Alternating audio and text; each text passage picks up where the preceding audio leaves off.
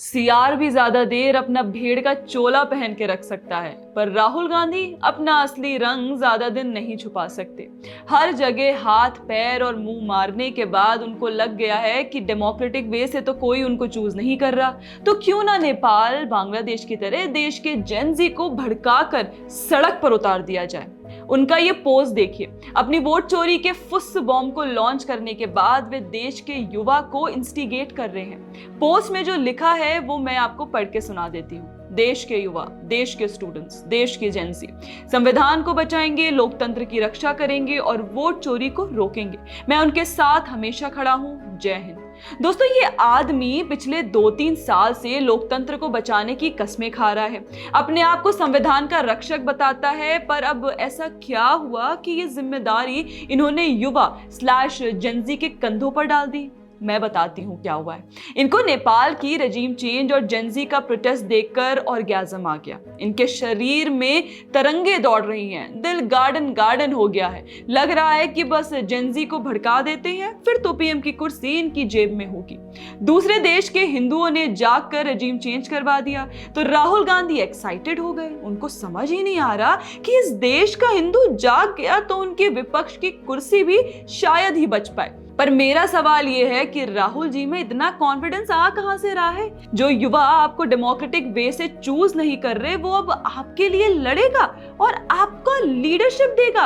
आपको प्लीज, मुझे political joke इतना भी नहीं पसंद। यूपीए एरा आज भी इस देश के युवा को हॉन्ट करता है। कोई क्यों उसे वापस एक्सपीरियंस करना चाहेगा?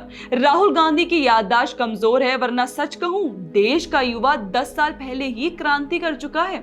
देश का युवा 10 साल पहले ही देश, लोकतंत्र सब बचा चुका है। राहुल जी, याद कीजिए 2014 में जो कांग्रेस को क्लीन स्वीप मिला था ना, वो देश के युवा की क्रांति ही थी।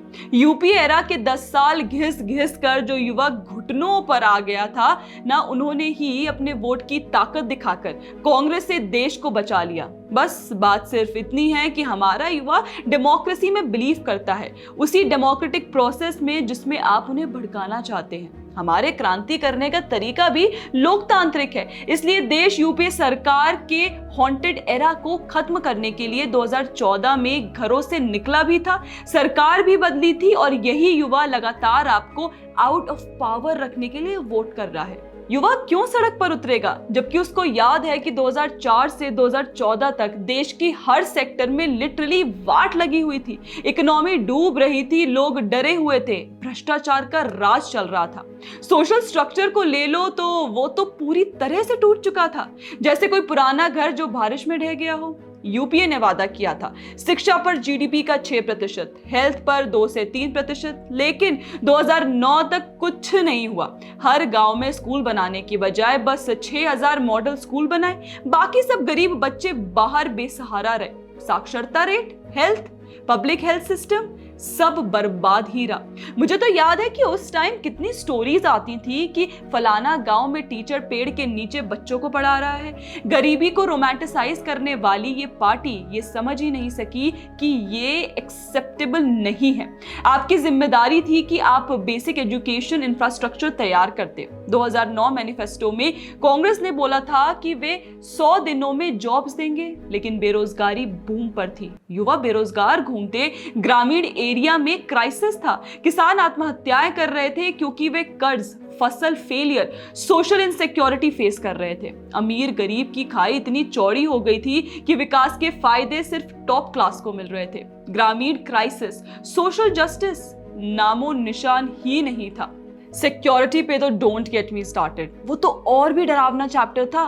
इंटरनल सिक्योरिटी नाम की चीज नहीं थी। यूपीए ने कोई इंटीग्रेटेड एंटी टेरर स्ट्रैटेजी नहीं बनाई।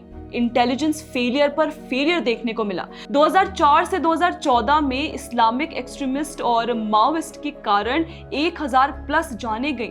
अभी तो होम मिनिस्टर अमित शाह की रणनीतियों ने रेड कॉरिडोर को लगभग खत्म ही कर दिया है और आतंकवादी हमले सुनने को नहीं मिलते। जो मिले हैं उनमें भी देश ने स्ट्राइक और वॉर के जरिए अपने दुश्मनों को खत्म किया है।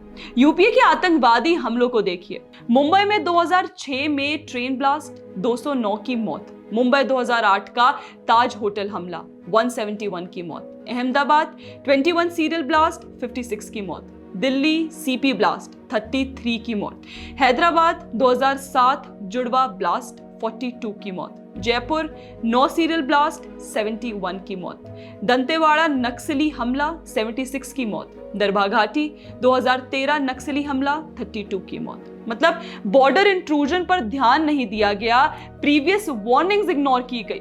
Delhi high court blast, Mumbai blast से पहले चेतावनी मिली थी लेकिन कोई एक्शन ही नहीं लिया गया। और जब हमला हुआ तो ये सिर्फ डॉजियर भेजने में बिजी थे। महिलाओं की सेफ्टी, निर्भया 2012 का केस आज भी देश को याद है। External security, China Pakistan border पर लापरवाही, नक्सल पर कोई लॉन्ग टर्म प्लान नहीं।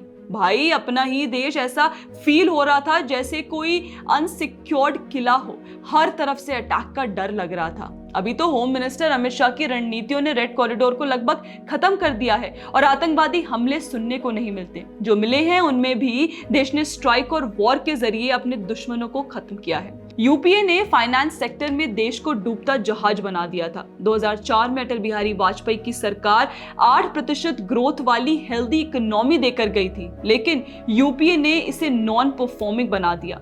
हाई फिस्कल डेफिसिट 6 सालों तक, डबल डिजिट इन्फ्लेशन रहा, post 2008 NPA boom, bad loan policies और करप्शन से ग्लोबल क्राइसिस में भारत अनस्टेबल इकोनॉमी बन गया।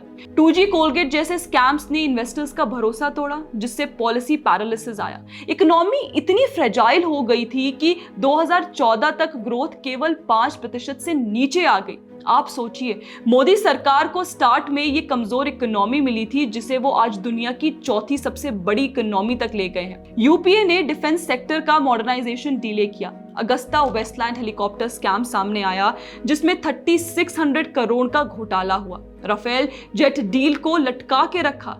बॉर्डर इंफ्रास्ट्रक्चर पर बिल्कुल भी ध्यान नहीं दिया। फॉरेन पॉलिसी में तो भारत कहीं दिखाई ही नहीं देता था।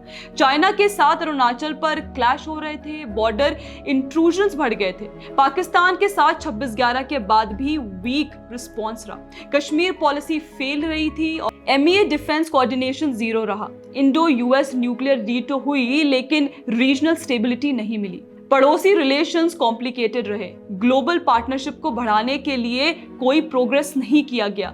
देश आइसोलेटेड फील कर रहा था। और भाई यूपीए में करप्शन का लेवल याद करके तो मैं आज भी डर जाती हूँ यार। हर सेक्टर में करप्शन घुसा हुआ था। यूपीए को मोस्ट करप्ट गवर्नमेंट कहा गया। 2G spectrum 2008, Colgate scam 2012, Commonwealth Games 2010, Agusta Westland 2013, Adarsh housing घोटाला, टाटा ट्रक स्कैम और कितने घोटालों का नाम लूं, लिस्ट बहुत लंबी है। 1500 बिलियन डॉलर टैक्स हेवंस में थे। मतलब कि इतनी ब्लैक मनी थी। तो राहुल जी, ये आपकी गवर्नमेंट का हॉन्टेड डिकेट जिसमें social breakdown, security threats, financial mess, defence weakness, foreign policy failure और करप्शन का तांडव देखने को मिला था। 2014 में मोदी जी को मिली फ्रेजाइल इकोनॉमी, लेकिन उन्होंने फिक्स किया।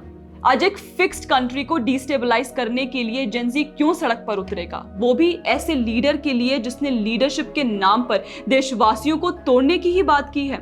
आप बताइए, आप क्या चाहेंगे? कमेंट करके हमें जरूर बताएं। बाकी अगर वीडियो पसंद आए तो लाइक शेयर सब्सक्राइब करना ना भूले। जय हिंद।